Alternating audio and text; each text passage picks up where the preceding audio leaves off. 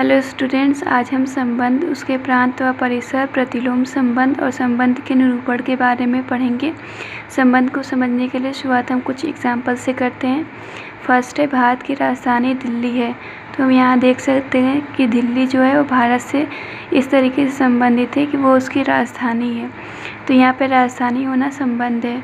रेखा L रेखा M के समांतर है, तो रेखा एल और रेखा एम के बीच संबंध है कि वो एक दूसरे के समांतर हैं। और थर्ड है कि रेखा संख्या ए संख्या बी से छोटी है, तो यहाँ पे छोटा होना संबंध है। तो इसी तरीके से हम देख सकते हैं कि दो अवयवों को आपस में संबंधित किया जा सकता है। तो हम अब समुच्चयों के लिए संबंध देखेंगे। अगर हमारे पास कोई दो समुच्चय ए और बी हैं, इस तरीके से कि x जो है वो a से बिलोंग कर रहा है, मतलब कि x a का अवयव है, और y b से बिलोंग कर रहा है, मतलब y b का अवयव है। तो अवयव x और y जो है r द्वारा संबंधित किए गए हों, तो r जो होगा वो x y का संबंध कहलाता है। इसे हम x r y से प्रदर्शित करते हैं, मतलब x जो है y से संबंधित है r द्वारा, तो ये हो जाएगा x r y। यदि x जो है y से संबंधित नहीं है तो उसको हम दिखाएंगे x r नॉट y। तो इस तरीके से हम संबंध को निरूपित कर सकते हैं सांकेतिक रूप में। तो आगे हम देखते हैं कि यदि हमारे पास दो अवयव हैं x और y, और ये r द्वारा संबंधित किए गए हैं, तो हम देख सकते हैं कि x और y उनका जो क्रमित युग्म होगा वो समुच्चय r में होगा। तो हम देख रहे हैं कि संबंध r एक समुच्चय है, और उस समुच्चय में जो अवयव एक दूसरे से संबंधित हैं उनके क्रमित युग्म इसमें होते हैं। जैसे x y से संबंधित है, तो x और y का जो क्रमित युग्म है वो समुच्चय r में है। और चूँकि हम जानते हैं कि x a का अवयव है, यानी x a में बिलोंग कर रहा है, y b का अवयव है, यानी y b में बिलोंग कर रहा है। तो हम जानते हैं कि x, y जो इनका क्रमित युग्म होता है वो a और b के कार्तीय गुणनफल में स्थित होता है। मतलब सारे क्रमित युग्म ये a और b के कार्तीय गुणनफल में स्थित होंगे, और समुच्चय r भी जो है वो x और y का क्रमित युग्म है। तो हम कह सकते हैं कि जो r समुच्चय होता है वो a और b के कार्तीय गुणनफल का उपसमुच्चय होगा। आगे हम संबंध के निरूपण के बारे में पढ़ेंगे, मतलब कि संबंधों को कितने तरीके से निरूपित किया जा सकता है। तो संबंध को निरूपित करने के तीन तरीके हैं। फर्स्ट है रोस्टर रूप, सेकंड है समुच्चय निर्माण रूप, और थर्ड है वेन आरेख रूप। तो रोस्टर रूप के बारे में आप लोग पहले ही पढ़ चुके हैं। उसमें जो भी अवयव होते हैं, अवयव जितने भी होते हैं उनको कॉमा लगा के मझले ब्रैकेट के अंदर रखते हैं। तो चूँकि हमारे जो संबंध r को रोस्टर रूप में लिखना है, और जो r के अवयव हैं वो क्रमित युग्म के रूप में होते हैं। ऊपर हम देख सकते हैं कि r के जो अवयव हैं वो क्या है, x और y के क्रमित युग्म हैं। तो यहाँ पे जितने भी समुच्चय r में जितने भी क्रमित युग्म होंगे, उन क्रमित युग्म को अगर हम समुच्चय के रूप में लिखें, यानी सारे क्रमित युग्मों को कॉमा लगा के मझले ब्रैकेट के अंदर लिख दें, तो ये रोस्टर रूप हो जाएगा।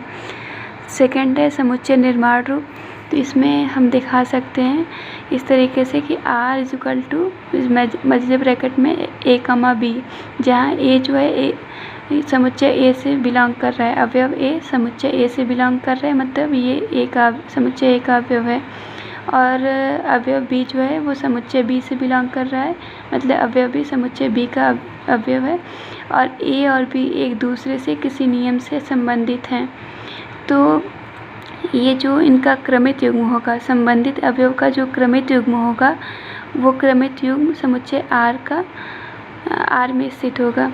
उदाहरण के लिए अगर हमारे पास दो समुच्चय a और b हैं, और a और b समुच्चय के अवयव स्मॉल a और स्मॉल b हैं, और स्मॉल a और स्मॉल b के बीच संबंध है कि a जो है वो b से बड़ा है, तो इस तरह से संबंधित अवयव का जो क्रमित युग्म होगा वो समुच्चय r का अवयव हो जाएगा। तो इस तरीके से समुच्चय निर्माण रूप में दिखाया जा सकता है। अगला है वेन आरेख रूप।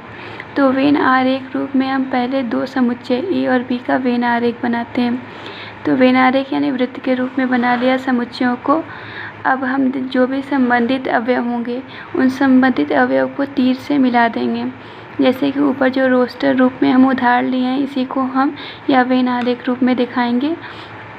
तो उसमें हम देख रहे हैं कि जो पहला अवयव है वो दूसरे अवयव से संबंधित है, यानी पहले अवयव को हम दूसरे अवयव से तीर द्वारा मिला देंगे।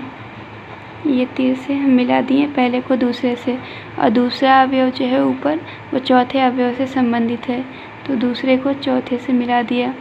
और तीसरा अवयव जो है वो छठे अवयव से संबंधित है, तो तीसरे अवयव को हम यहाँ छठे अवयव से मिला दिया। तो इस तरीके से हम संबंधित अवयव को तीर से एक दूसरे से मिला दें तो ये जो होगा ये वैनारेख रूप बन जाएगा। अगला है संबंधों की कुल संख्या। तो अगर हमारे पास दो समुच्चय ए और बी हैं और ए में अवयव की संख्या m है और बी में अवयव की संख्या n है, तो ए और बी में संबंधों की कुल संख्या जो है वो 2 पे घात m गुणे n के बराबर होगी। अगला है संबंध का परिसर और प्रांत। तो अगर हमारे पास एक संबंध R है जो A को B से संबंधित करता है, तो जो प्रांत होता है जिसे हम डोमेन भी कहते हैं, वो संबंध R के क्रमित युग्मों में सभी प्रथम अवयव का समुच्चय होता है। यानी अगर हमारे पास क्रमित युग्म R के जो जितने भी क्रमित युग्म हैं, उन क्रमित युग्म में जो पहला अवयव है यानी जो A है, तो A का समुच्चय लिया जाए, मतलब सारे क्रमित युग्मों में पहले अवयव का जो समुच्चय बनाया जाएगा, तो वो जो समुच्चय होगा वो प्रांत कहलाएगा।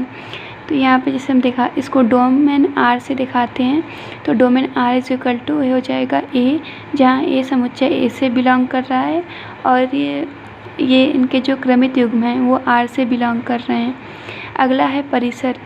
तो संबंध R के क्रमित युग्म में जो सभी द्वितीय अवयव का समुच्चय होगा वो परिसर कहलाता है। मतलब पहला अवयव का अगर समुच्चय बनाएं तो प्रांत होगा, दूसरे अवयव का समुच्चय बनाएं तो परिसर होगा। इसको रेंज R से प्रदर्शित करते हैं, तो range R is equal to हो जाएगा B, जहाँ B अवयव B समुच्चय B से बिलोंग कर रहा है और उनका जो क्रमित युग्म है वो R से बिलोंग कर रहा है। अगला है प्रतिलोम संबंध। तो अगर हमारे पास एक संबंध R है जो समुच्चय A को समुच्चय B से संबंधित करता है, तो जो प्रतिलोम संबंध होगा वो इसका उल्टा यानी B को A से करेगा। मतलब R अगर A को B से कर रहा है तो ये प्रतिलोम संबंध B को A से करेगा। इसको R इनवर्स से प्रदर्शित करते हैं। तो अगर एक समुच्चय R है तो उसका जो हम समुच्चय निर्माण रूप में लिखते हैं, A, B क्रमित युग्म लिखा है, A और B का क्रमित युग्म होगा समुच्चय R, जहाँ अवयव A समुच्चय A से बिलोंग करेगा, अवयव B समुच्चय B से। तो जो उनका प्रतिलोम होगा वो इनके क्रमित युग्मों के अवयव को बदलने से प्राप्त होगा, यानी B की जगह A और A की जगह B हो जाएगा। तो जहाँ अवयव A समुच्चय A से ही बिलोंग करेगा और अवयव B समुच्चय B से ही बिलोंग कर रहा है। तो अगर हम देख सकते हैं, यहाँ देख रहे हैं कि A, B R से बिलोंग कर रहा है, तो जो प्रतिलोम संबंध होगा उसमें इसका अवयव के क्रम को बदलने पे प्राप्त क्रमित युग्म होगा वो R इनवर्स में बिलोंग करेगा, यानी B R के प्रतिलोम में होगा। अब फिर से अगर इनका हम क्रम बदल रहे हैं तो इसके भी प्रतिलोम में ये चीज़ होगी, मतलब इसके प्रतिलोम में इसका व्युत्क्रम होगा, तो इनके क्रम को बदल रहे हैं तो ये इसके प्रतिलोम में हो गया। तो हम देख रहे हैं कि R और R के प्रतिलोम में एक ही तरह के अवयव हैं, यानी R का प्रतिलोम R के बराबर होगा।